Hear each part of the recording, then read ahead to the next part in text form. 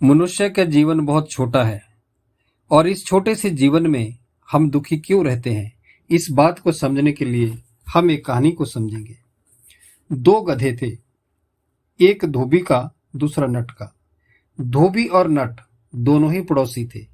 नट अपने गधे पर सामान लादकर लगभग अधिक समय बाहर ही रहता था। जब कभी गांव में त्योहार हुआ या वर्षा ऋतु हुई या कुछ अन्य हुआ तो तब वो घर आता था। एक बार उन दोनों गधों की आपस में भेंट हो गई। दोनों मिले तो धोबी के गधे ने नट के गधे से पूछा कि तू इतना कमजोर क्यों है, दुबला पतला क्यों है। तो अब वो नट का गधा अपना दुख बताता है कि दोस्त, बात ऐसी है, मैं भी पहले तरोताजा था, तगड़ा था, लेकिन मेरा मालिक ऐसा है कि वो बेरहम है।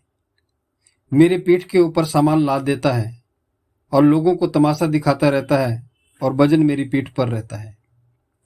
और उसके बाद वो खाने पीने का भी मेरे कोई ध्यान नहीं रखता, मुझे बहुत कम खिलाता है, सूखा घास खिलाता है शाम को। इसलिए मैं कमजोर हूं, दुबला हूं। अब वो देखता है कि जो धोबी का गधा है उसके हालत तो अच्छे हैं और कहता है कि तेरे हालत तो अच्छे लगते हैं, चल तू अपनी बात सुना। अब धोबी का गधा बड़ा खुश होकर कहता है कि मेरे हालत तो बहुत अच्छे हैं। अच्छे इसलिए हैं क्योंकि सुबह मेरा मालिक मेरी पीठ पर सूखे कपड़े लाद देता है और उनको नदी तक ले जाता है। नदी पर जाकर वो कपड़े उतार देता है और उसके बाद मेरे को खुला छोड़ देता है। अब मैं नदी के पास उगी हुई हरी घास को खाता रहता हूं और पूरा दिन बड़ी मस्ती से निकलता है। और शाम को फिर जब वो कपड़े सूख जाते हैं, क्योंकि धोबी उन कपड़ों को धोकर सुखा देता है और सूखने के बाद में शाम को फिर से मेरी पीठ पर ला देता है और उन कपड़ों को लेके घर तक आते हैं और घर में आके वो फिर उतार देता है। उसके बाद में फिर मस्ती है और उसके बाद शाम को मुझे वो बाड़े में बांध देता है और बाड़े में भी हरी घास होती है, इच्छा होती है तो उसको भी खा लेता हूँ और फिर बड़े आराम से मैं अपना समय गुजारता हूँ। अब नट का गधा बड़ा खुश हुआ, कहता है कि यार तेरे तो बहुत मजे हैं। तब वो गधा कहता है धोबी का कि हाँ, मेरे तो मजे ही मजे हैं। अब उसको वो सलाह देता है नट के गधे को कि तू भी मेरे साथ आ जा, उसका साथ छोड़ दे, तू भी नदी के किनारे हरी हरी घास खाना और मस्ती में रहना। धोबी के गधे की ये बात सुनकर नट का गधा कहता है कि नहीं, मैं उसका साथ नहीं छोड़ सकता। साथ इसलिए नहीं छोड़ सकता क्योंकि मैं एक आशा में जी रहा हूं। अब धोबी का गधा कहता है कि ऐसी क्या आशा लगा रखी है तैने। तो नट का गधा बोलता है कि आशा ये है कि मेरे मालिक नट की एक लड़की है जो दो बांसों के बीच में रस्सी पर करतब दिखाती है। नट ढोल बजाता है और बीच बीच में उस लड़की को वो कहता है कि देख छोकरी, जरा संभल कर रस्सी पर चलना, यदि गिर गई तो तेरी शादी मैं इस गधे के साथ कर दूंगा। मैं सोचता हूं कि वो लड़की कभी ना कभी जरूर गिरेगी और वो नट उसकी शादी मेरे साथ कर देगा और इसी आशा में मैं इतने कष्ट उठा रहा हूं।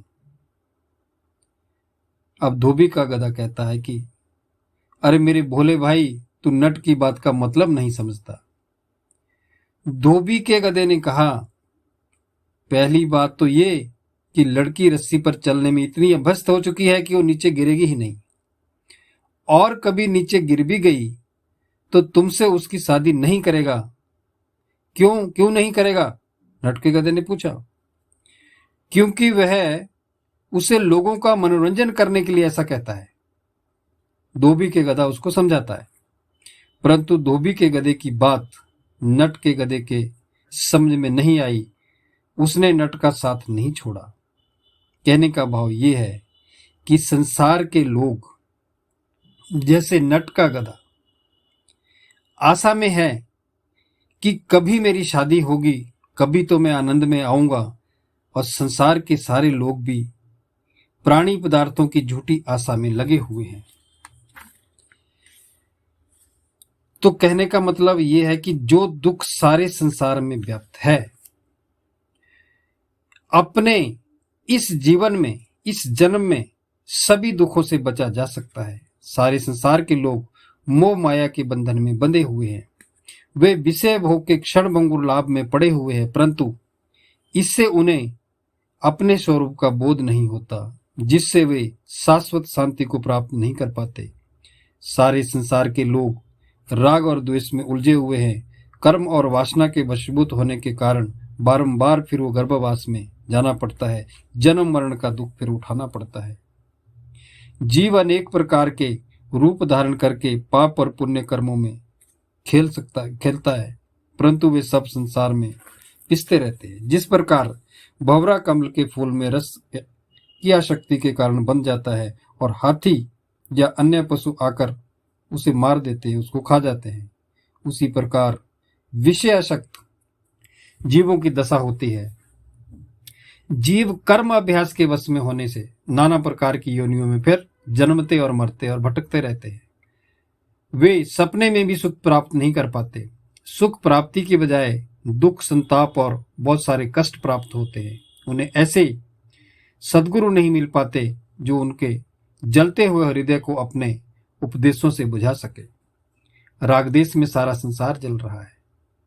जिन लोगों को संसार के प्राणी पदार्थों में सुख की आशा लगी हुई है, वो पूरी तरह से झूठी है। जो संसार से भागता है वह दूसरे प्रकार की आग में पड़ जाता है, और वह आग है अपनी मान्यताओं की और अपनी कल्पनाओं की। लोगों ने जिस कल्याण की चाह में अपनी मान्यताओं की जो घेराबंदी कर रखी है, वह कल्याणप्रद नहीं है।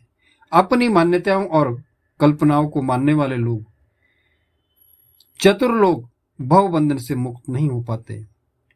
लोग झूठी मान्यताओं से अपने आप को सावधान नहीं होते। यदि उन्हें सावधान किया जाता है तो क्रोधित हो जाते हैं। कहते हैं कि यदि व्यक्ति स्वयं सावधान नहीं होता तो उसकी झूठी मान्यताएं सत्य नहीं हो सकती और फिर वो सुख को प्राप्त नहीं कर सकता। अगर झूठी मान्यताओं को छोड़ दे और मिथ्या पदार्थों के